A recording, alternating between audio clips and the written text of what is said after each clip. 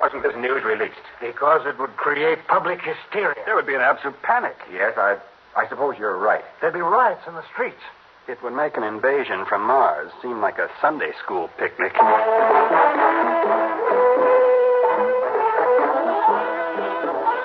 Theater 5 presents The New Order.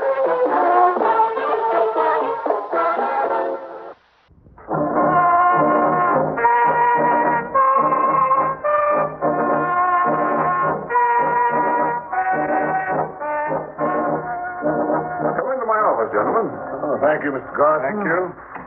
I'm John Clements, and this is my assistant, Sam Winston. How do you do? As you know, we're from the National Board. And what can we at Robots Unlimited do for you? Well, of course, you're aware that there's a new investigation of robotry. There's always a new investigation of robots and Robots Unlimited, gentlemen. I just hope I haven't accidentally broken the rules of the charter. No, nothing like that. In fact, we wish all government departments were run as efficiently as this one. Well, thank you. Actually, we're here, Mr. Garson, because people are... Well, they're getting very worried about robotry. Worried? It goes even deeper than that. They're afraid of the newest robots. But there's no reason to fear robots. I doubt we can convince people of that. At one time, a robot was a mechanical man with flashing lights for eyes, antennae for ears, and, well, he was obviously a robot. But now you can't tell a mechanical man from a human, except through dissection. No, there is another way, gentlemen. A robot is different from a human being because it does not know how to hate. And most important, it cannot bring harm to any human. Now, this is an integral part of the robot makeup. In fact, it's the first law of robotics. And that's precisely why we're here, Mr. Now, excuse me. Yes, Garson here. Mr. Garson, Adam C. is ready for testing. Have Adam C. wait, please. Yes. Gentlemen, would you like to see an interesting test? What kind of test? Well, Adam C. is an R4 robot. I thought all R4s were supposed to be destroyed. Yes, that is, the charter states that when a robot type becomes obsolete, it should be destroyed. Why hasn't that been done? Well, the charter also gives a time limit for possible modification. So I've been working on the R4s. You see, there are two basic differences between the R4s and the R5s. The R4 voice was metallic and it had a sort of built-in echo. But the R5 voice is as human as yours or mine. The other difference is, well, I'll call it the nervous system, connecting the brain to the voice box. Well, in the R4, the working of the brain was not attuned to the voice box. The R4 could solve problems, but could not transmit the answers vocally. This, of course, made the R4 a worker with a very limited capacity and range. The R5, however, solves problems and then gives the answers. Or it transmits the answers into action just as a human would. And have you managed to alter the R4 enough to meet the new specifications? Yes. Adam C. will be the 15th XR4 I've tested. The others have all met the new specifications. According to the terms of the charter, if Adam C. passes his tests, I'll have the right to modify all other R4s. There's a total of 528 of them. Well, gentlemen, would you like to see the test? Yes, I would. Yes, so would I. Good. I'm sure you'll find it quite absorbing. Oh, please send Adam C. in. Yes, Mr. Garson. Oh, gentlemen, would you like a cigarette? Oh, thank you. No, thanks. I'm going to introduce you to Adam C. as I would a human. I ask you to cooperate. Are you trying to tell us that robots have feelings? Well, not as we know feelings, no. But their tuning can be upset by, well, unexpected rudeness, for example. Oh, come in. Adam C. reporting as ordered, Mr. Garson. Oh, Adam C. This is Mr. Clements and Mr. Winston. They are government investigators. I'm honored to know you, gentlemen. How do you do? Pleased to meet you. Now, Adam C., Yes, Mr. Garson. do you understand why you're here? Yes, sir. Tell me, please. I was an R4 robot. You have had me modified to meet the specifications of the R5 robot. If I do not meet all the specifications, I will be destroyed along with all other R4 robots. All right. Now, the first test is memory retention. Now, I'm going to open this book. You will read the page on the right-hand side. You will have only 3 seconds. Ready? Yes, Mr. Garson. Start reading. All right now. Adam C., in your opinion, what kind of book is this? It seems to be a work of fiction. Now, be more specific, please. I cannot be more specific, Mr. Garson. It seems to be a work of fiction. However, it could also be a biography, or it could be history done in a fictional style. Very good. And now I want you to read from memory the 19th and 20th lines on that particular page. The lines are a piece of dialogue. Quote, I don't like the idea of Ferguson and Martin meeting as equals, Kramer declared, adding in a low voice, their ideologies are simply not compatible, unquote. Fine. And now, gentlemen, would you like to see the page? Yes. All right. Now, here's the book, Mr. Clemens, page 47. Oh, thank you. Now, let's see. That's right. Count down to the 19th line. I think you'll find that Adam C. read word for word that line and the one that follows. Huh. You know, this is amazing. It's not just amazing, it's completely incredible. Incredible? No, Mr. Winston. You see, the robot brain is uncluttered with irrelevancies. What's the next test, Mr. Garson? Mental arithmetic. May I give Adam C. the problem? Oh, by all means, please do. Can I have that piece of blank paper on your desk? Oh, surely. Here you are. Thank you. Adam C., Yes, Mr. Clemens. I want you to solve this arithmetic problem for me. Yes, sir. Multiply 7,927 by 4,684. And then I want you to divide the total by 424. That is the problem, Mr. Clemens. Yes. The answer is 87,570, plus the fraction 97/106. Well, Mr. Clemens? I haven't figured it out for myself yet. Well, I'm sure you'll find that Adam C.'s answer is correct. Well, here's the total of the multiplication.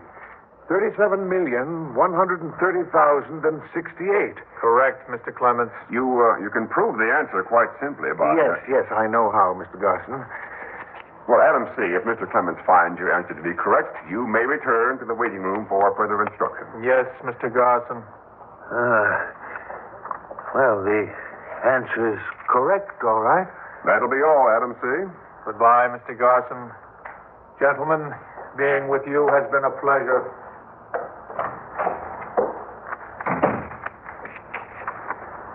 Well, I'll be darned.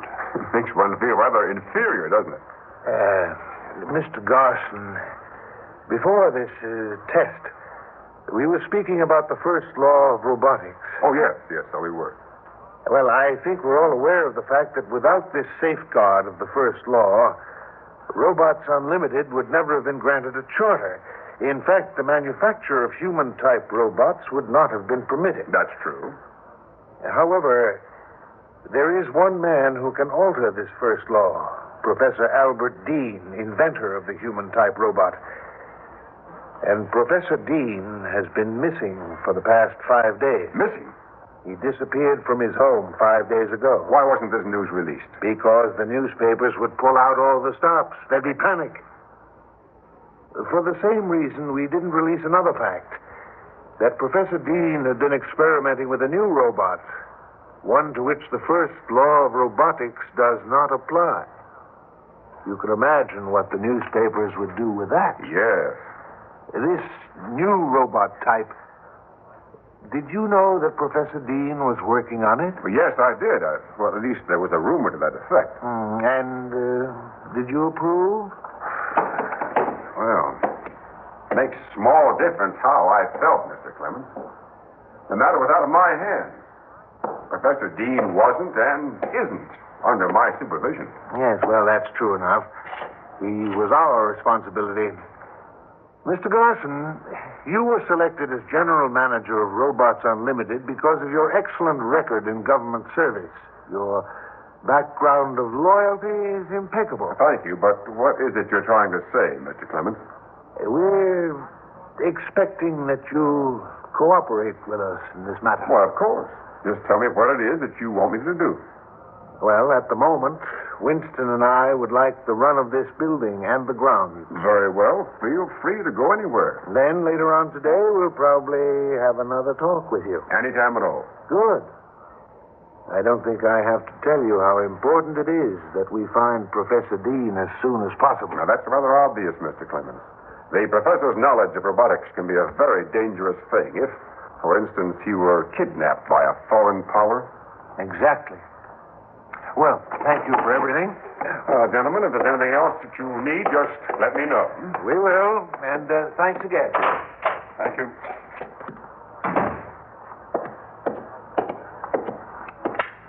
Garson here, calling Frank B. This is Frank B., Mr. Garson. Did you monitor my conversation with the government investigators? Yes, sir. Do you have any orders concerning them? Just this. Cooperate with them in every way, but watch them carefully. Very carefully.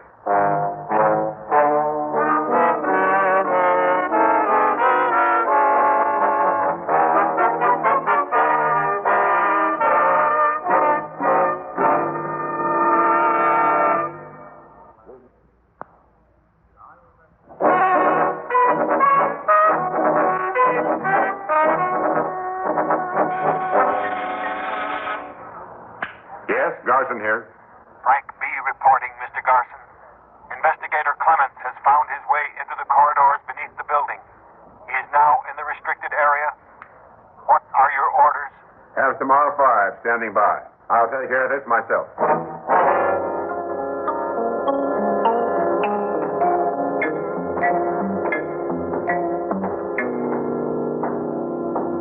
Oh, Mr. Clemens. What? Well, you should have told me you wanted to come down here. I'd have provided you with a guide. I just wanted to have a look around. But you could get lost in this maze of passages. What's that? What? That tapping. Tapping? There it is again. It's coming from behind this wall. Mr. Garson, there's someone behind this wall. Oh, I'm sorry you felt you had to come down here, Mr. Clemens. I insist that you... There's no need to insist. There are rooms behind this wall. How do we get to them? Simply by moving this panel. It's a cell.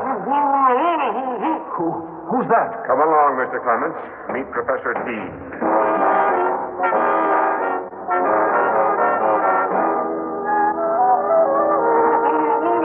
As you can see, the professor is unharmed. Why do you have him tied and gagged? Because he knows certain words that activate the robot. Here they come now. Mr. Garson, I insist that you release Professor Dean. I'm sorry, no. I order you to. Come now, put away that gun. What do you want us to do, Mr. Garson? Take Mr. Clements to a cell. No, they can't carry out that order. Why not, Mr. Clements? Because of the first law of robotics. Robots aren't permitted to harm humans. But they don't intend to harm you. Let me go. See? They're gentle, but very strong. Take him away, please. You'd better have a good answer for all this, Garson. Well, I think I do.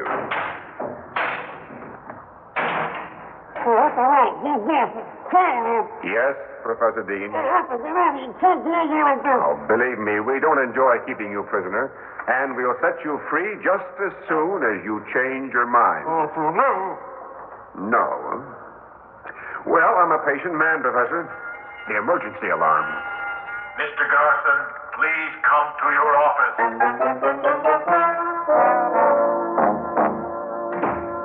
Yes, Frank B., what is it? We found Agent Winston in the file room. How'd he get in there? It must have happened while you were downstairs with Mr. Clements. I detailed some R5s to help you. There was a mistake in the assignments, and the file room was left unguarded for a moment. He must have slipped in. Where is he now? In the waiting room.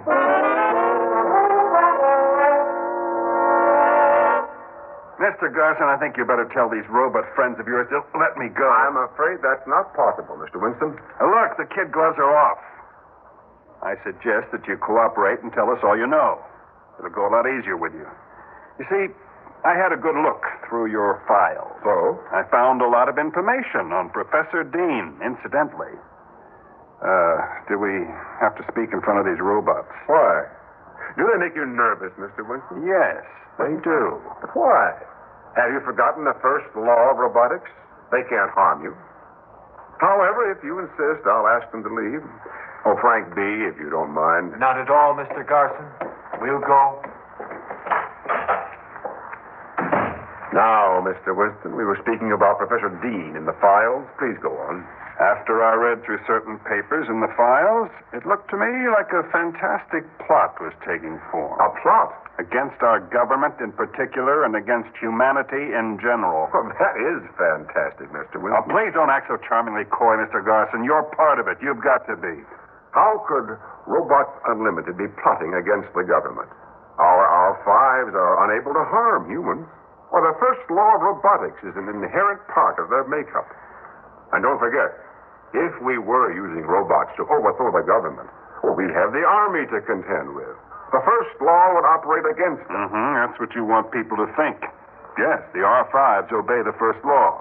And while the first law applies, you can't carry out your plan. That's where Professor Dean comes in. Oh? The professor was working on a new robot model when he disappeared.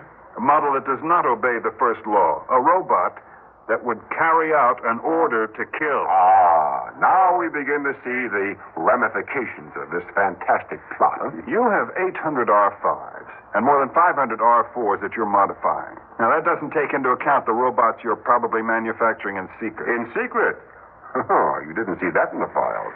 Well, I saw enough to put you on trial for treason. If I'm to be executed as a traitor, why should I help you? I told you. We could make it easier for you. By we, I assume you mean Mr. Clements and yourself. That's huh? right.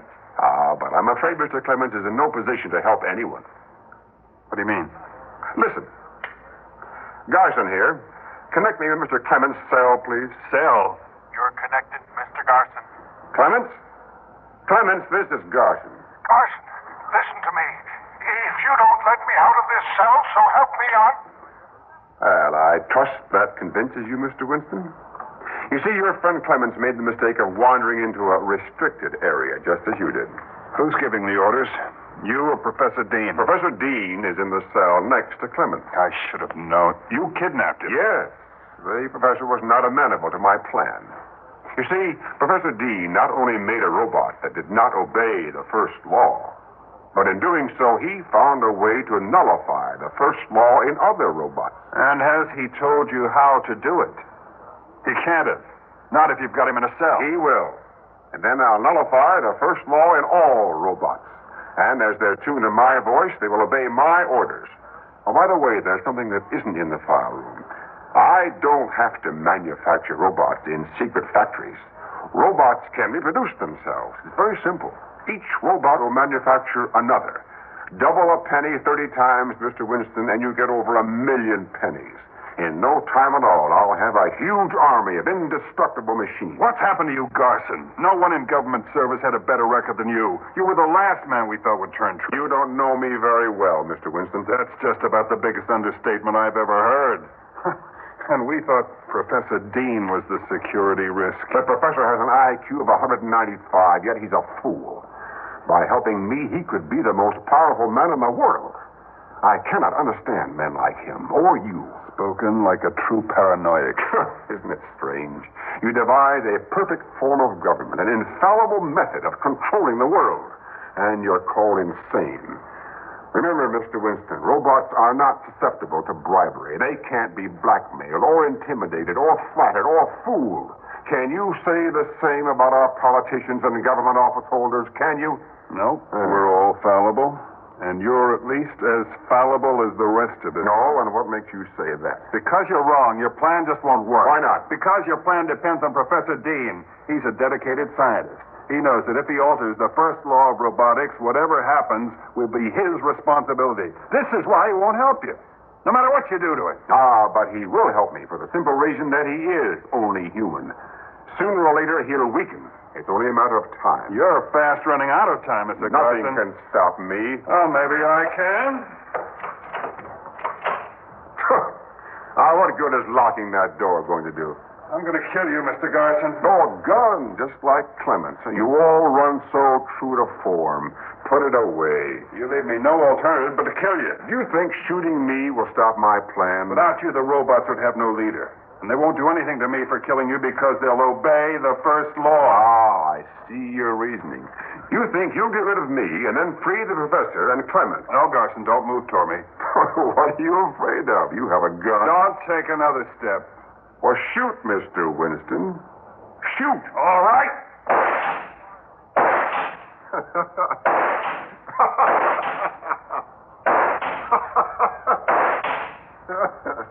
I hit you with every shot. Everyone. You must be. A robot? Yes. Yes, I am. You see, the real Garson is dead. I had my face made in his image. When you and Clements are dead, two robots will be made in your image. The same thing will ultimately happen to the professor. That's my real plan, Mr. Winston. Robots won't have to fight the Army or anyone else. We'll just step into your shoes, each and every one of you. But you haven't found a way to nullify the first law yet. Not yet. Until you do, a robot can't kill. It must obey the first law. All but one robot, Mr. Winston. The one Professor Dean made just before he disappeared. The robot to which the first law of robotics does not apply. You're... Yes.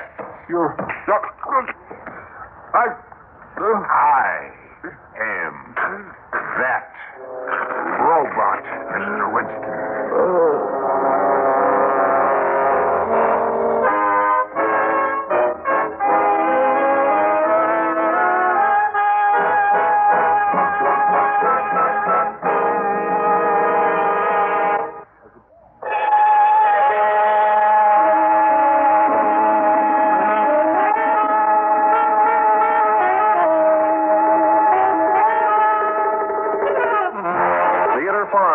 Presented The New Order, written by Don Harry and directed by Ted Bell. In the cast, Jay Barney, Bob Dryden, Jack Manning, Jack Grimes, and Owen Jordan. Audio engineer Neil Pulse. Sound technician Ed Blaney. Script editor Jack C. Wilson. Original music by Alexander Vlastotsenko. Orchestra under the direction of Glenn Osser. Executive producer for Theater 5, Edward A. Byron. We would appreciate your comments. Write to Theater 5, New York 23, New York. This is Fred Foy speaking.